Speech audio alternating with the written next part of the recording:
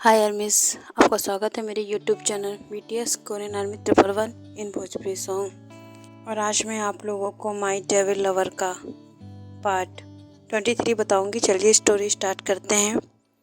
अब हम देखते हैं आगे, जो कि बहुत ज़्यादा ही जी परेशान होती है अब आशी की डेथ को लेकर। उसे सब कुछ पता होता है, लेकिन फिर वो असली गुनहगार को जेल तक पहुंचाने के लिए अब पूरी मेहनत करना चाहती है। और वो अब केस को रीओपन करती है। यहाँ पर सबसे पहले तेकी मॉम आती हैं। तेकी मॉम को शेके ने सिर्फ इसलिए बुलाया होता है कि वो उससे कुछ पूछताछ करे। यहाँ पर तेकी मॉम जब आती हैं तो बहुत ज़्यादा ही वो जेके को परेशान करती हैं, उसका टाइम वेस्ट करना चाहती थी और उससे कहती हैं कि केस तुम बंद कर दो वरना तुम बहुत ज़्यादा पछताओगी। लेकिन जेके जो कि नहीं मानती हैं और फिर वो अब उससे कुछ पूछताछ करती है। अब वो उसका सही बिना डरे ही आंसर देती हैं। यहाँ पर सिचुएशन बहुत ज़्यादा ही अब उलझ रही थी। तभी तेकी मॉम बताती है कि मैं कभी भी आशी को अपनी बहू के रूप में स्वीकार नहीं किया। ये क्वेश्चन जेके का ही था। तो फिर अब जब तेकी मॉम के मुंह से ये सब सुनती है जेके, तो कहती है तो फिर आपने क्यों उन्हें इस तरीके से अपने घर की बहू के लिए स्वीकार कर लिया? और अगर आपके मन में कोई और है तो आप वो बताइए। तो फिर जेके कहती है कि हाँ, अगर आपको कुछ बताना है तो आप बता सकती हैं। तो फिर देखिए मॉम कहती हैं कि हाँ, मुझे कभी आशी पसंद नहीं आई, लेकिन ऐसा भी नहीं है कि मुझे कोई और पसंद नहीं था। मुझे पसंद थी वो, और वो बहुत ज़्यादा ही मेरे बेटे के लिए मुझे सूटेबल लगती थी। वो इतनी ज़्यादा खूबसूरत थी कि आशी उसका मुकाबला कभी नहीं कर पाएगी। वो एक किन्नर मेरे घर की बहू बनने के सपने देख रही थी और मैं उसे अपने घर की बहू बनाना चाहती थी। और मेरा बेटा भी उसे बहुत ज़्यादा पसंद करता था। बचपन से ही वो उसके साथ था, उसे पढ़ाता था, उसे लिखाता था, उसे हर चीज़ सिखाया उसने। और वो उसे बहुत ज़्यादा ही प्यार से उसकी सारी बातों को मानता था। वो उसके साथ बहुत ज़्यादा खुश था। और ऐसे ही वो एक दिन ट्रेनिंग करने के लिए चली गई। शेकी ये सब सुन के बहुत ज़्यादा शॉक हो जाती है, क्योंकि ये सारी बातें उसकी थी। और फिर तेकी मॉम कहती हाँ, वो तुम ही हो जिसे मैं अपने घर की बहू बनाना चाहती थी, अपने बेटे के लिए पसंद किया था। लेकिन जब तुमको और तुम्हारे उस बॉयफ्रेंड के साथ बात करते हुए मेरे बेटे ने सुना, तो फिर उसका दिल चकनाचूर हो गया और वो कुछ कर नहीं सका। इस वजह से वो तुम दोनों को मिलाने के लिए खुद पीछे हट गया। और वो आज भी तुम्हें उतना ही प्यार करता है, लेकिन वो अब तुम दोनों के चक्कर में इस तरीके से तुमसे दूर हो गया है। और वैसे भी तो वो तुम्हारे और हॉबी के रिश्ते को जानने के बाद वो बहुत ज़्यादा ही टूट चुका था। और ऐसे टूटे हुए इंसान की ज़िंदगी में आई वो किन्नर आशी, और वो इतनी ज़्यादा ही उसकी ज़िंदगी में घुस गई कि जिसे निकाल पाना हमारे बस की बात नहीं थी। और ये सब तुम्हारी वजह से हुआ, क्योंकि तुमने ही उसे परमिशन दी उसकी ज़िंदगी में आने के लिए। और अब तुम खुद ही सोच लो कि अब मेरा बेटे कैसे रह रहा है। अब तो उसका प्यार आशी भी नहीं है, और उसका मौत के लिए कौन जिम्मेदार है तुम ये पता करना चाहती हो। लेकिन ऐसा ना हो कि तुम्हारा दिल ही टूट जाए, इसीलिए मैं तुम्हें मना कर रही हूँ कि ये केस पीछे ले लो। मिसेस किम की बातों से ऐसा लग रहा था कि जैसे जेके का कोई करीबी ही है जो इस तरीके से उसे अब बहुत ज़्यादा ही परेशान कर रहा है। और अगर आशी का खून उसके करीबी में से किसी ने किया है, तो फिर उसकी बहन का भी खून उसी ने किया होगा। ये सब बहुत ज़्यादा ही अब कॉम्प्लिकेटेड होता जा रहा था। अब तुरंत ही जेके उन्हें वहाँ से जाने को बोल देते हैं, क्योंकि अब उसका बिल्कुल भी मूड नहीं था कुछ भी पूछने का। जैसे ही मिसेस किम जाती हैं वैसे ही तुरंत ही वहाँ पर त्रिशा आती है। त्रिशा जब अंदर आती है तो बहुत ज़्यादा ही वो एटीट्यूड के साथ कहती है मैं तुम्हें सब सच बताऊंगी, लेकिन ऐसा भी हो सकता है कि किसी बगल वाले को चोट पहुंच जाए। और तुरंत ही वो त्रिशा कहती है कि बाहर देखो शायद कोई तुम्हें बुला रहा है। और वो तुरंत ही जेके उठ कर वहाँ जाती है। तुरंत ही जब वो वापस आती है तो उसे धम्म से आवाज़ आती है और उसे अवनी कहीं नहीं दिख रही होती है, क्योंकि अवनी भी उसके साथ इन सब में उसका साथ दे रही थी। अवनी चौक के नीचे बेहोश पड़ी होती है। ये सब बहुत ज़्यादा ही अब परेशानी में डालने वाला था। यहाँ पर अवनी की हालत बहुत ज़्यादा ही ख़राब होती है क्योंकि उसे जहर इंजेक्ट किया गया था। ये सब शेकी की बहन त्रिशा का किया धरा था। त्रिशा जो कि यहाँ पर यही काम करने आई थी और बहुत ज़्यादा ही जेके को गुस्सा लगती है और वो तुरंत ही अवनी को लेकर हॉस्पिटल जाती है।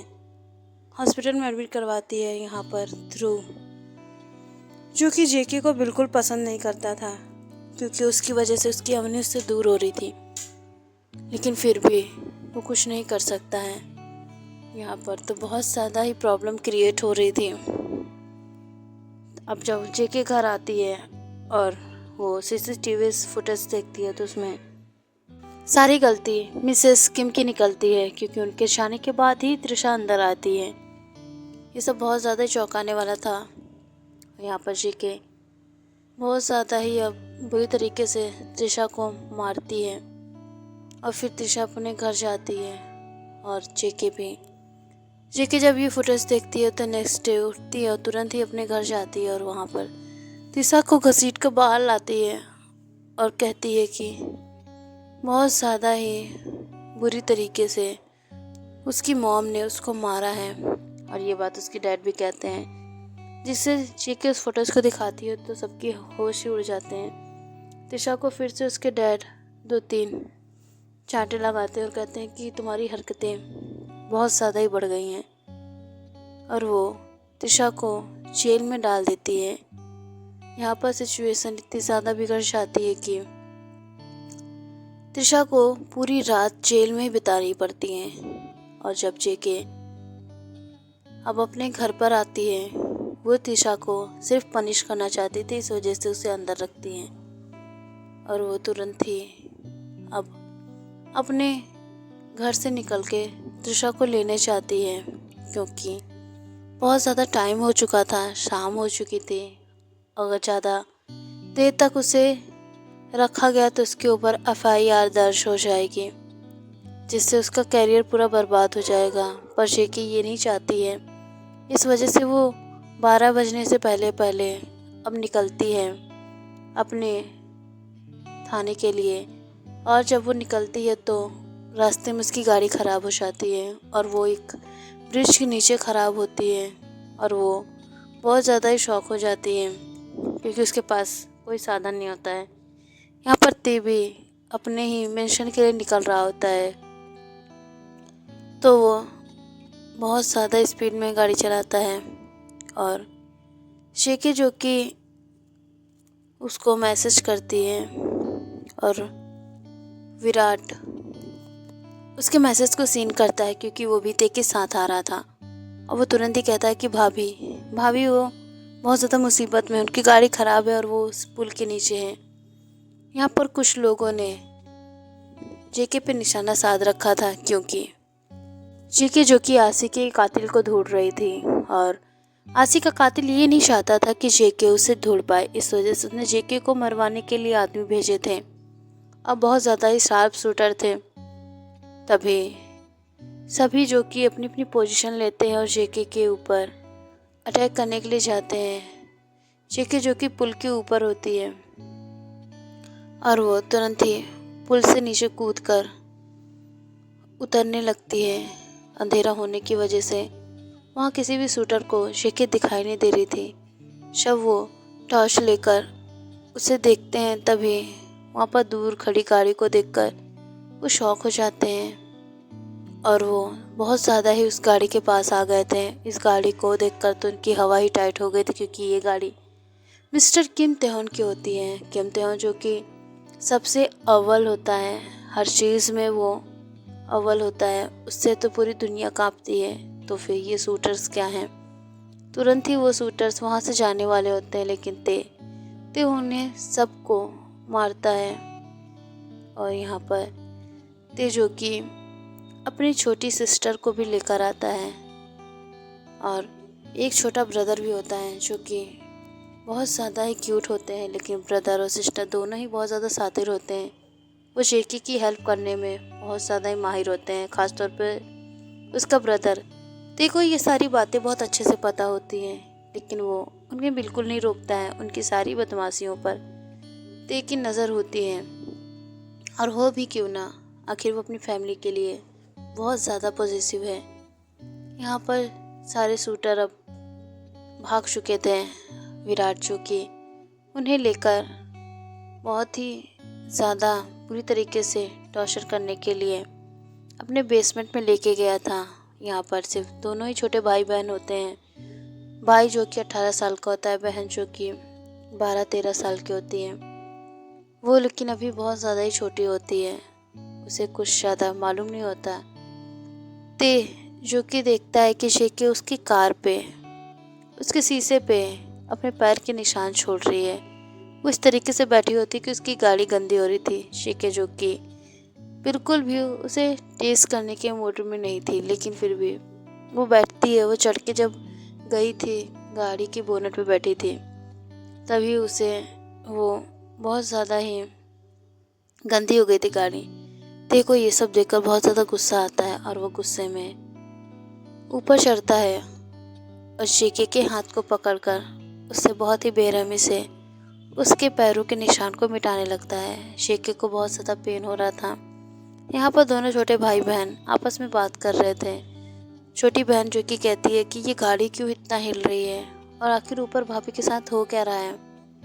तभी उसका भाई कहता है कि ये भाभी और भाभी का प्यार है, जो कि हमें इसके बीच में नहीं आना चाहिए। तो छोटी बहन जो होती है वो बहुत ज़्यादा ही क्यूट तरीके से कहती है, नहीं, मुझे भी भाई से प्यार करना है, मुझे नहीं जाना। भाई जो गेम खेल रहे हैं मुझे भी खेलना है। वो इतनी ज़्यादा छोटी होती है, उसे कुछ नहीं पता होता है। और उसका जो भाई होता है, जो भी नीचे गाड़ी में बैठा होता है, वो कहता है कि पागल है क्या, तुझे कुछ नहीं पता है, तू मत जा। लेकिन उसकी बात नहीं मानती है, और वो तुरंत ही गाड़ी के ऊपर चढ़ जाती है। यहाँ पर जेके जो कि पहले सुकून से आसमान के तारों को देख रही होती है, लेकिन अगले ही पल ते की इस हरकत ने उसे बहुत ज़्यादा पेन में गिरा दिया। और जब वहाँ पर वो छोटी सी सिस्टर आती है ते की, तो फिर अब जेके उससे कहती है कि आओ तुम भी एक गेम खेलो, क्योंकि वो यहाँ पर जब आई थी तभी उसने कहा था कि भाई मुझे भी आपके साथ रोमांस करना है, आप मुझे भी प्यार कीजिए जैसे भाभी को कर रहे हैं। ते जो कि अपने सिर पे मारता और कहता है कि इतनी बेवकूफ़ सिस्टर उसे क्यों दी भगवान ने। और वो बहुत ज़्यादा ही अब उसकी बचकानी हरकतों पे स्माइल भी करता है, और उसे अब कैसे समझाए कि आखिर वो जेके के साथ कर क्या रहा था। तभी वो उससे कहता है कि नहीं, तुम यहाँ से जाओ, वरना जितना तुम सोच रही हो उससे ज़्यादा तुम्हें पेन होगा, क्योंकि भाभी के हाथ देख सकती हो तुम कितने ज़्यादा रेड हो गए हैं, और अगर तुम्हें भी ये चाहिए तो बोलो। ये देखते हुए जब उसके हाथ को देखती है जेके के, तो बहुत ज़्यादा रेड हो गए थे, और वो कहती है नहीं मुझे नहीं चाहिए, और वो तुरंत ही कूद कर अपनी जगह पे बैठ जाती है। ते भी स्माइल करता है, और जेके उसके दरिंदेपन पर फिर से एक बार उसे नफरत से देखती है। पता नहीं कब इन दोनों में प्यार होगा, और ये प्यार जब होगा तो बहुत ज़्यादा गहरा होगा। ते जो कि अपनी लाइफ को अब ख़त्म करने के बारे में सोच रहा है, लेकिन क्या वो कर पाएगा। ओके आर्मी, इस पार्ट को मैं एंड करती हूँ। नेक्स्ट पार्ट में अब ये सब जानेंगे। बाय आर्मी, सरांगे, love you so much armies.